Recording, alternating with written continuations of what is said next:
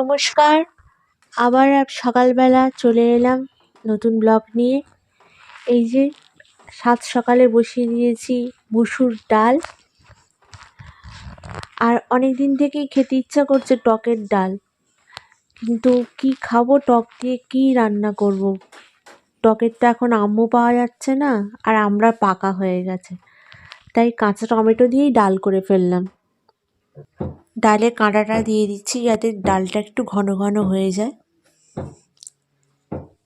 আর এবারে এখানে হচ্ছে পেঁয়াজকালি আলু কুটে নিয়েছি, মোরলা মাছ দিয়ে তরকারিটা করব।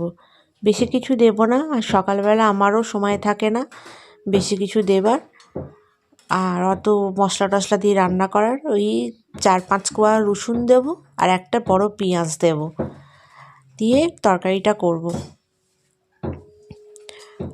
আর করলা আলু ভাতে দিয়ে দিয়েছি ওপাশে, আর এপাশে কাঁচা টমেটো দিয়ে মুসুর ডাল, আর মোরলা মাছ দিয়ে আলু দিয়ে তরকারি, আর কাতলা মাছ ভাজা করব, করে পেঁয়াজ কাঁচা লঙ্কা টঙ্কা দিয়ে মেখে দেব। ওপাশে ভাত মোটামুটি হয়েই এসছে।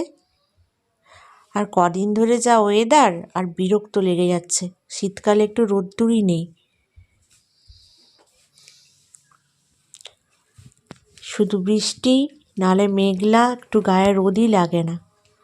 যাই হোক, এপাশে একটু সর্ষে ফোড়ন আর শুকনো লঙ্কা ফোড়ন দিয়ে কাঁচা টমেটোর ডালটা একটু সাঁতলে নিই।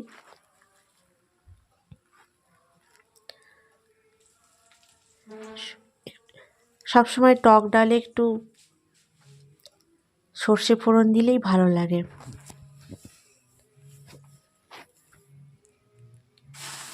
ব্যাস, ডাল তৈরি হয়ে গেল। বেশ ঘন ঘন টমেটো দিয়ে মুসুরি ডাল, টমেটোগুলো সেদ্ধ হয়ে গেছে, একটু বেশ টক টক মতন হবে, ভালো লাগবে। আর মোরলা মাছের সাথে এরকম টক দিয়ে ডাল দারুণ লাগে খেতে। হয়ে গেল। সকাল সকাল কত রকম আর রান্না করব, তবু 3-4 রকম হয়েই যায়। 4 রকম তো 5 রকম তো রান্না আমার সকালে হয়েই যায়। উঠে পড়ি অনেক সকালেই, ফ্রেশ হয়ে এসে জামা কাপড় সব ছেড়ে কাঁচা জামা কাপড় পরে চলে আসি রান্নাঘরে। ডালটা এবার ঢেলে নিই।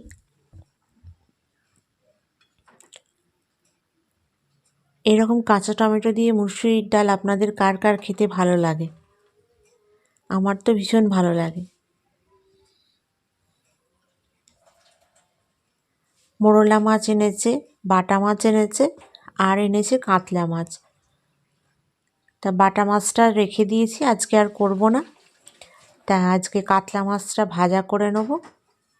ঝাল করার সময় নেই আর।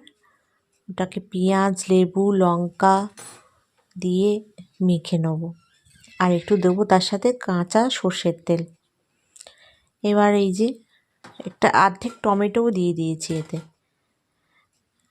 আর এবার দিয়ে দেবো একটু সর্ষের তেল। মাছ রান্না করলে আমি সর্ষের তেলেই করি। দিয়ে দিলাম কড়াতে। আর এই যে রসুনগুলো, এই রসুনগুলো আমি বাটবো না, এগুলো জাস্ট একটু থিতে নেব। এবার পেঁয়াজটা আর আলুগুলো লম্বা লম্বা করে কেটে নিয়েছি, আর পেঁয়াজ কালিটাও লম্বা লম্বা করে কেটে নিয়েছি। একটু ভেজে নিয়ে সেদ্ধ বসিয়ে দেবো।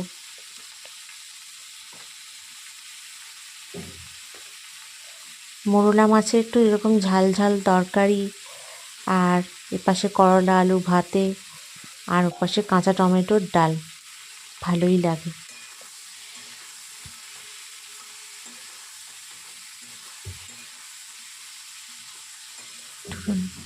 নাড়াচাড়া হয়ে গেলে এপাশে ভাত ফুটছে, ভাতেরও সময় হয়ে এলো নামাবার। তরকারিটা করেই আমি মাছটা ভেজে নেব, দিয়ে তাড়াতাড়ি করে ভাত দিয়ে দেব।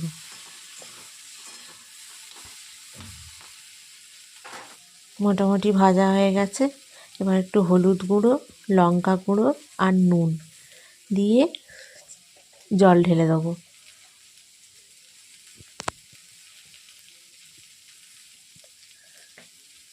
লঙ্কা গুঁড়োটাও দিয়ে দিলাম।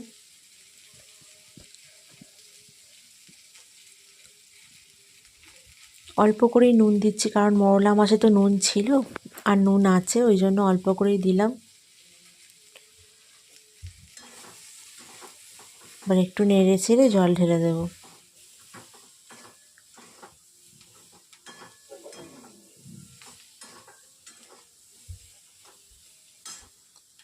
বেশ লাল লাল হয়ে গেছে তরকারিটা। ব্যাস, জল দিয়ে দিলাম। এবার এটা ফুটে একটু সেদ্ধ হয়ে নিক। ওপাশে দেখি যদি ভাতটা হয়ে যায় তাহলে ভাতটা নামিয়ে দেব।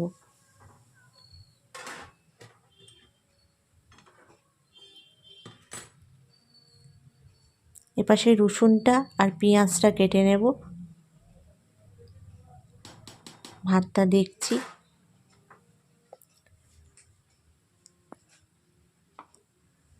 এটা ফুটে সেদ্ধ হয়ে গেলে মাছটা নিয়ে আসবো। ফুটে গেছে। আর তাড়াহুড়ো করছিলাম খুব জোর।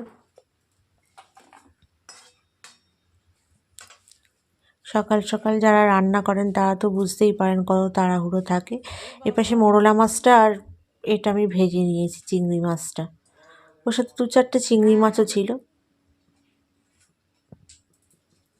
একটু 5 ফোড়ন দিয়ে দিলাম।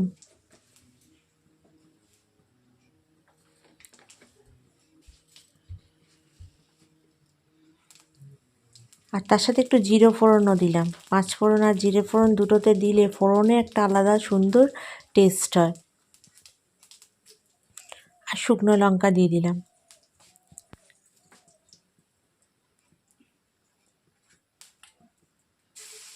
এই যে রসুনগুলো থিতো করে রেখেছি, অর্ধেক অর্ধেক রসুন, মানে পুরোটা থিতো করিনি, আধকচা করেছি, ওতে বেশ ভালো লাগে গন্ধটা।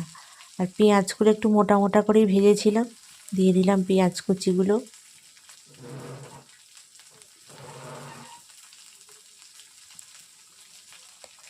আর আমার শরীরটা খুবই খারাপ, তাই জন্য আমি রোজের ব্লগ দিতে পারছি না, তবে দেব, চেষ্টা করছি রোজই দেবার, কিন্তু হয়ে উঠছে না, শরীর আর পারমিট করে না, তাই জন্য পারছি না। আর কোথাও তো বেরোতেও পারছি না যে একটু অন্য কোথাও বেরিয়ে দেখাবো। যাই হোক, মোরলা মাছটা দিয়ে তরকারিটা ঢেলে দিয়েছি। দিয়ে দেখুন মাখো মাখো তরকারিটা হয়ে গেছে। ওইটাকে আরও শুকনো করব, আমি একদম শুকনো করে নেব।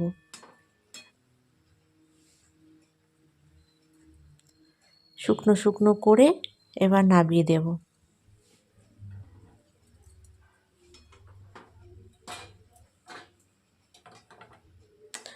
আর ওই মোরলা মাছটা নামাবার সময় আমি একটু কাঁচা সর্ষের তেল দিয়ে দিয়েছি, বেশ গন্ধটাও ভালো হবে।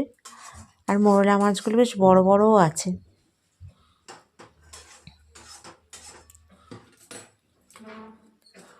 যাক, রেডি হয়ে গেল আমার পেঁয়াজ কালি দিয়ে মোরলা মাছ দিয়ে আলু দিয়ে তরকারি। এই যে রেডি। আর এই যে কাতলা মাছগুলো একটু ঝপ করে ভেজে নিচ্ছি। এপাশে পেঁয়াজ কুচিয়ে রেখেও দিয়েছি। মোটামুটি তেলে ভেজে নিচ্ছি, কারণ হচ্ছে অনেকটা তেল দিয়ে দিলে আবার 3 পিস মাছ তো কী হবে। একটু লালচে হয়ে যাক।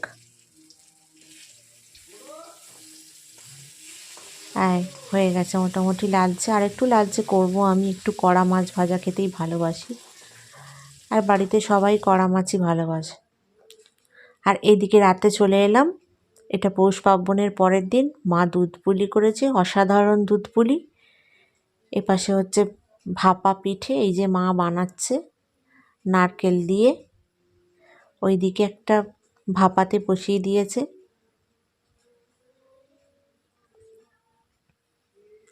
আমরা তো পৌষ পার্বণের দিনকে নিরামিষ খাই, আর তার পরের দিনের আবার মা বানাচ্ছে। মা অসাধারণ দুধ পুলি করে, নারকেলের পিঠে করে, খুব সুন্দর। এই যে বানানো হচ্ছে রাত্রির বেলা।